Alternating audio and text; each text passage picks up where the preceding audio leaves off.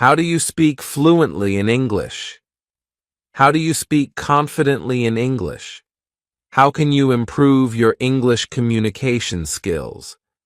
This is by far one of the most requested videos on this channel, and today I have got 6 simple steps for you on how to improve your spoken English.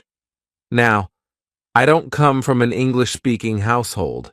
Everybody in my house actually speaks or communicates in Hindi.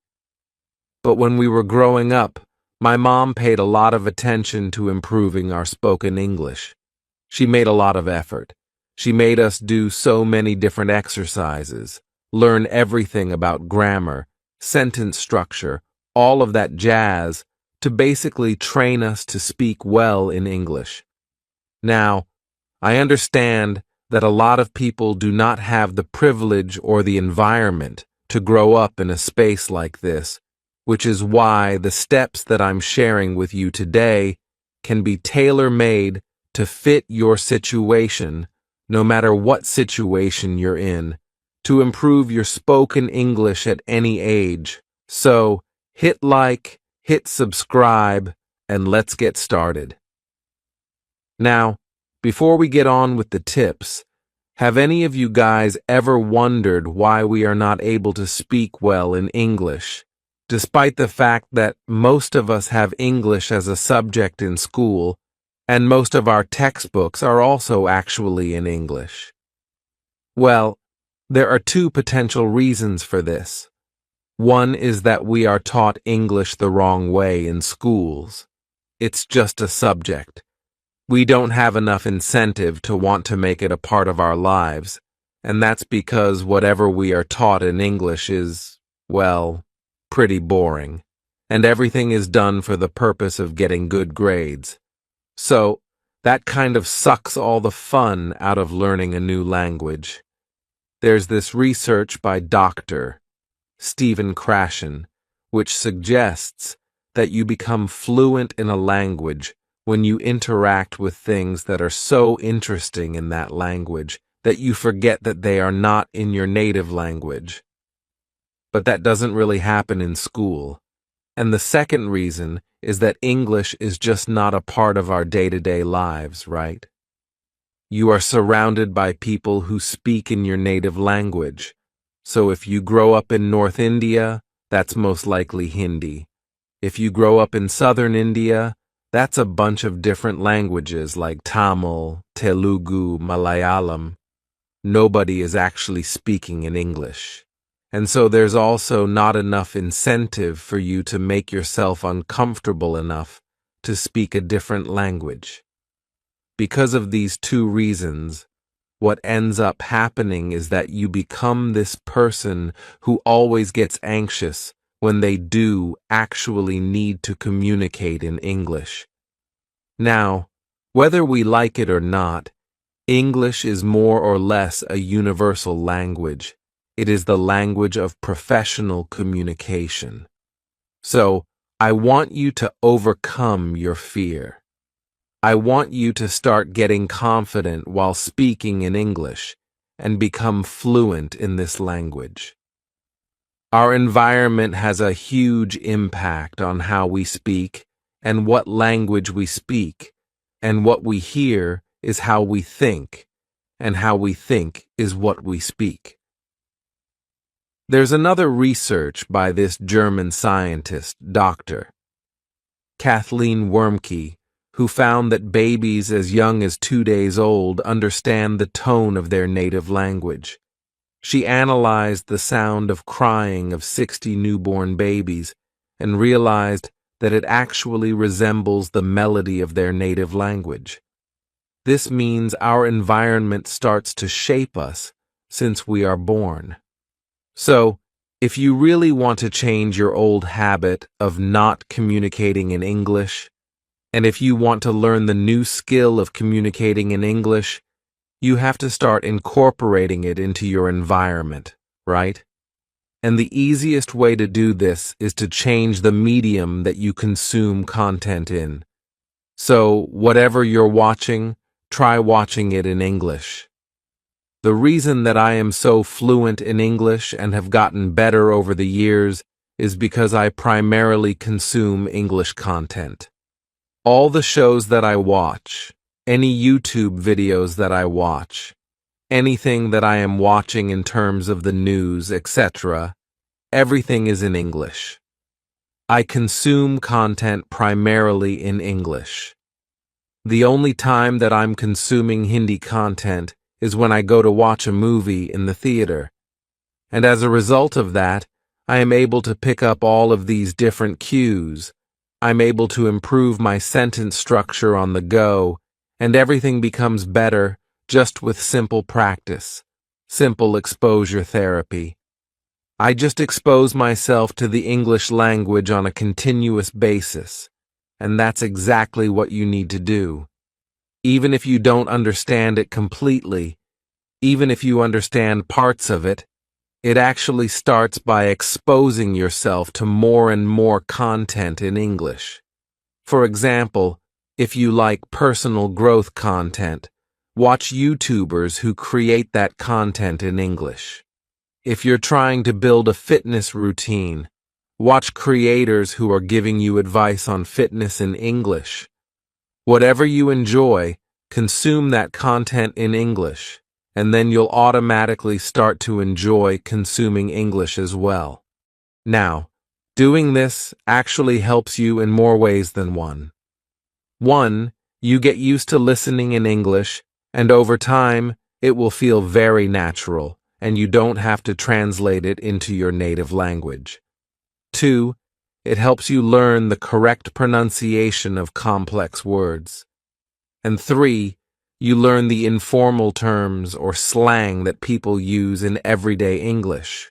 You have to understand that how you write in a language is very different from how you speak in a language, right? When you write in Hindi, you are writing should, pure Hindi. But when you communicate or speak in Hindi, it's a very colloquial, slang-based version of Hindi. It's not should Hindi, right? That's the same thing with English, and consuming content actually helps you understand what conversational English sounds like. And four, you actually gain interest-specific vocabulary. Over time, your vocabulary and your knowledge of the different words used in the space increase. For example, if you are somebody who loves skincare content, following a beauty creator who actually creates skincare content in English not only helps you know the latest trends in the skincare industry, but it also helps you learn the words and the phrases that you can use in your daily conversations. Another thing I also recommend doing when it comes to consuming content is reading more books in English. This can easily help you add 300 to 400 new words to your vocabulary every time you finish reading a book. Reading books also helps you improve your sentence structure and your grammar, and that's a double win. Every other tip on this list is irrelevant if you don't actually practice speaking in the language you want to get fluent in. You can consume content, read more books, and watch more videos, but if you're not actually speaking, well, then you're not improving your English.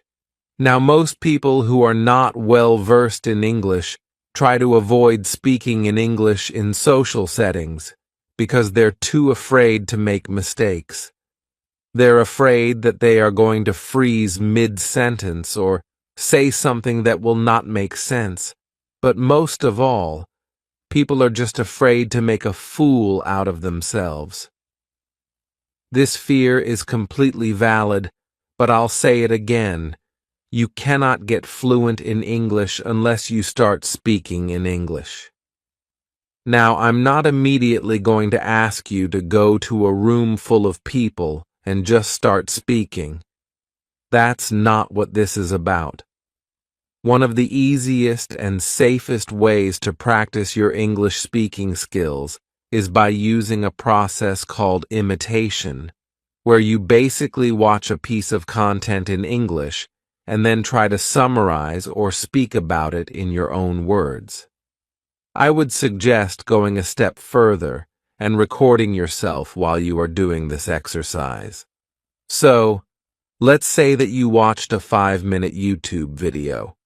Once you've watched it, you're going to come back, sit in front of your phone, switch on your camera, and then record yourself summarizing what you just watched, but in English.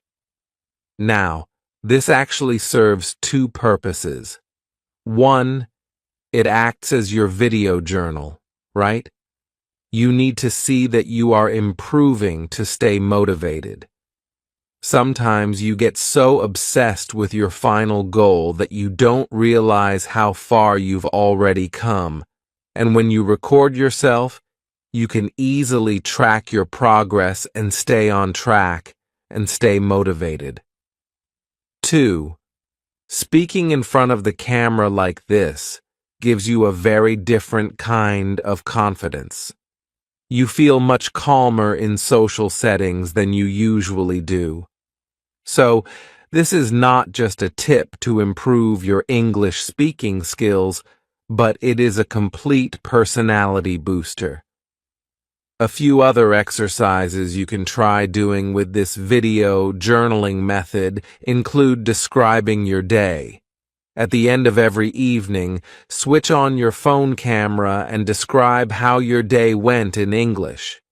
Another thing you can do is choose an item in your room and spend 2 minutes describing that item or speaking about it with whatever information you can come up with while you're recording yourself on your phone camera. Both of these also serve the same purpose. Keep in mind that when you start out with this exercise, you will probably speak well for 30 seconds or a minute, and after that, you will want to switch to speaking in your native language. That is where the real challenge begins. You will most likely fumble a lot. You will even forget the most basic words that you already know, and you might feel like giving up. But once you start doing this for a week straight, I promise you that you will get better. And because you're facing all of the struggles in the privacy of your own room, nobody else is seeing it. You're actually much better off. You will be a lot more confident the next time you have to step out and speak to somebody else in English. Now, most of us struggle to speak fluently in English because we do not even know what we want to say. No, it's not because you have a limited vocabulary. Vocabulary is actually not so much of an issue when it comes to speaking fluently in English. If you can communicate something in your native language, trust me, you can also communicate it in English. You know enough words for that. The issue is that when you don't regularly speak in English, you don't actually learn how to think in English. You are thinking in your native language, and before speaking, you have to translate everything you're thinking into English, and then you have to speak. So, it's a multi-step process, and that is where the problem occurs. We speak well in the language that we think in. So if you're not thinking well in English, you're not speaking well in English. The easiest way to change that is a 10-minute journaling exercise. Every night, before you go to bed, grab your notebook, find a spot in your house, get comfortable, and start journaling. I would suggest starting by journaling about your day. Write about how your day went, what you did, what you liked, what you didn't like, everything. You can write to summarize your day on one single page. Journaling does a couple of different things. One, it gives you clarity of thought. When you are continuously writing in English, when you practice this skill every single day, It trains you to get clarity of thought in English. It trains your brain to think in English. Secondly, it trains your brain to process your feelings in English instead of processing them in your native language, which is probably what you're used to doing. So, this actually is a non-skippable step. It only takes 10 minutes of your time, and gradually, you will become even faster. I can now sit and summarize my entire day, filling one page with writing in less than 5 minutes. It is not difficult. It just takes a little bit of consistent effort. But while you're doing this exercise, keep in mind that the purpose is not to improve your English. If you sit down to journal with that purpose in mind, you are actually going to draw a blank page. You're going to struggle to write anything because your brain will automatically tell you to make it perfect. And if you are not able to make it perfect, then you won't be able to write. So, the purpose of your journaling exercise is to process your feelings, write about your day, think about how your day went, and gain clarity of thought. The English part of it happens on autopilot, so you don't have to consciously worry about it. Just make sure that you are journaling for the purpose of journaling. You just happen to be doing it in English. It's completely okay, even if you're writing only a couple of sentences for the first few days, as long as you are writing every single day. Like I mentioned before, vocabulary is the last thing that you need to worry about when you are speaking in English, because you already know enough words, I promise you. What you need to focus on is how you are forming your sentences and how well you understand the language from a grammatical perspective. Now, the reason that you all think that I speak so well in English is because I have a very solid command of English grammar and sentence structuring. If somebody else is speaking in broken sentences, if their grammar is off, you might not be able to tell immediately why it feels off, but you'll know that something is off, right? Think about it from this perspective. You could learn 10, 15, or even 100 different words in a language like French. But does that mean that you can speak well in that language? Well, probably not, which is why you need to focus more on improving your grammar and your sentence structure. How do you do that? One is by reading books, obviously, because that does help you understand how sentences are strung together and what good sentence structure looks like. This all happens on autopilot in your brain. Just reading more in English will help you get there. This is because before a book is published, multiple editors go through several different rounds of editing, and the goal of each of these editors is to produce an easily understandable, error-free book. This is why it is one of the best sources to work on your grammar and sentence structure.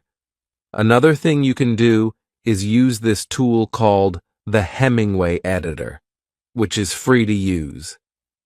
Now, Hemingway is a readability and proofreading tool that helps you improve and simplify your writing. How can it help you? Remember that journal entry that you made in the previous point? Just type it out in Hemingway and see how well your sentences are structured and whether your grammar is good or not. It is super easy to use. You simply have to copy-paste your text onto the website, and it will highlight everything that you can do to improve your writing. The reason that most people struggle to speak well in English or any other language, or to communicate effectively in general, is because they are afraid of looking like a fool in front of other people. But think about every single thing you've learned in life. Let's say driving. If you already learned it, what did you feel like on your first day of driving? It felt like everybody on the road was staring at you, right? Now that you have been driving for a few years, you know that that isn't true. Nobody cares about how you're driving. Everybody is too busy thinking about themselves, focusing on their own driving. This is exactly why you should not worry about embarrassing moments or embarrassing yourself in front of other people. So, if you're still not convinced, let's do this little activity. Think of someone you know. It can be anyone, your friend, your colleague, even your mom. Can you remember the last time they did something embarrassing? I actually spent a lot of time trying to come up with something embarrassing that my mom did, and I cannot remember for the life of me. I'm sure you cannot either. It's not because you don't have a good memory. It's because when it comes to other people's embarrassing moments, we are just not paying as much attention as they think we are. So now that you are starting to practice your spoken English skills, you cannot let the fear of embarrassment hold you back. But it's not just the fear of embarrassment. The other thing that holds people back is their ego, that feeling within us that wants us to be perfect, that wants us to be superior to other people. That is why we don't want to speak in broken English, and why we want to be perfect in English before we speak. Overcoming your ego is just as important as overcoming your fear of embarrassment. How do you do that? Start by acknowledging that your ego is, in fact, one of the reasons that is stopping you from getting fluent in English. A few things that can help you tackle both your ego and your fear of embarrassment are: 1. Taking criticism as feedback. It's okay if you make a mistake while you are learning how to be fluent in English. Even native English speakers cannot speak perfectly all the time. Do you know how many times this video had to be cut in the middle because of all the fumbles that I had? Here's a little sneak peek of that. It is the language of professional communication and, which is, now, keep in mind that when you're starting with this exercise, everything that you summarize everything. Everybody makes mistakes, even people who can speak extremely fluently, even people who don't know any other language besides English. Making a mistake does not mean that you can't speak fluently. So, if somebody is correcting you, if somebody points out a mistake that you've made, take it in stride. Take it as a learning experience, and you will not feel embarrassed anymore.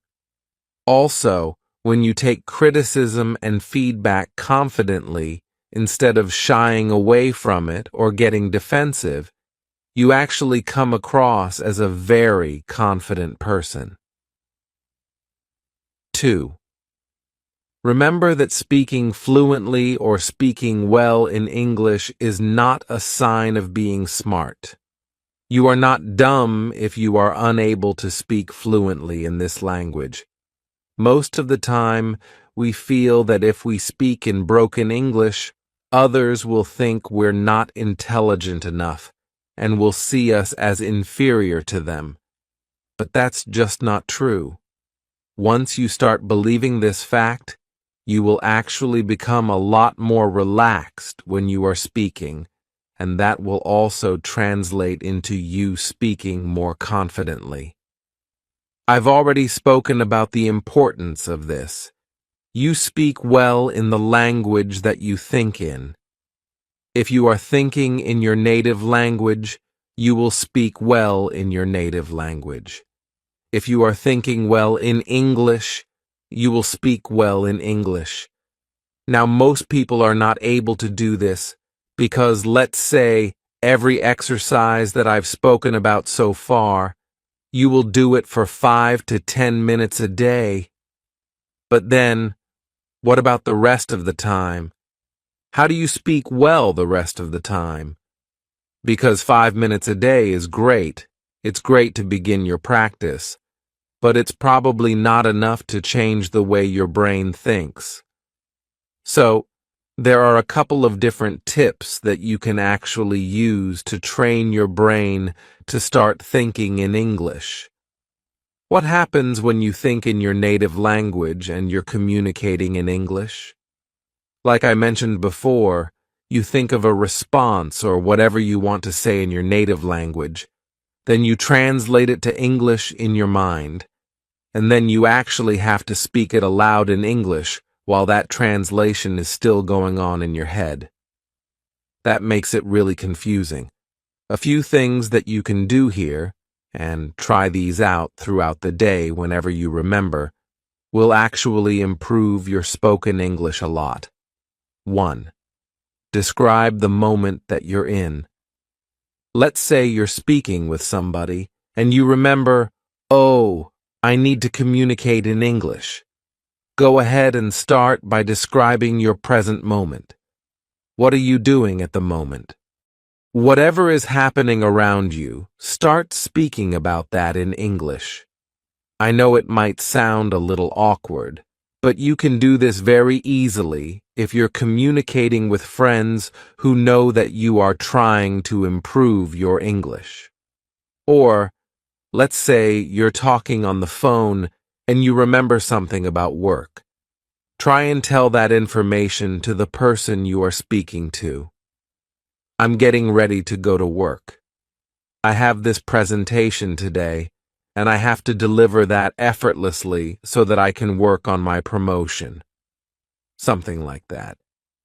This basic activity actually helps you consciously change your thinking language from your native language to English, and over time, it becomes a very automatic process.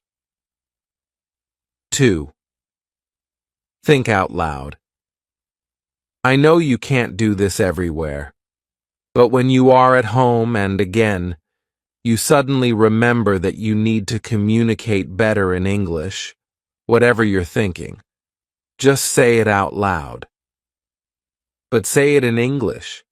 This way, you actually get used to hearing yourself speak in English, and thinking out loud also helps in case you unconsciously switch to your native language. It will happen a lot, but with practice, it will become easier. The third thing you want to do is make English your background score. Growing up, you were not even trying to learn your native language. It was always there in your environment. You unconsciously, subconsciously learned it and absorbed it, and we want to do the same thing with English. You can really easily do this by making it your background score. This simply means that you play English songs, English podcasts, English conversations, or just English content in general in the background whenever you are doing boring or mundane things, or when you're doing your day-to-day chores like cleaning your room or doing your laundry. Even if you're not listening to it consciously, your brain will actually pick up on the sentence structure, the grammar, the words, and the phrases, and it will get used to listening to and thinking in English. English fluency is like any other skill. It is learnable if you are willing to put in the effort. But our standards are ridiculously high when it comes to becoming fluent in English, and this leads to a lot of frustration and feelings of demotivation, which can make it hard for you to continue your journey. To tackle this, you need to accept the fact that it will take a few months for you to reach your goal, to reach a new level of English fluency. Have that patience. Show yourself that kindness, and just keep doing all of these 6 things that we spoke about today. That was it from my side. I hope you enjoyed this video and took away something from it. If you did, Make sure you check out this video, because YouTube says that you're going to love it as well.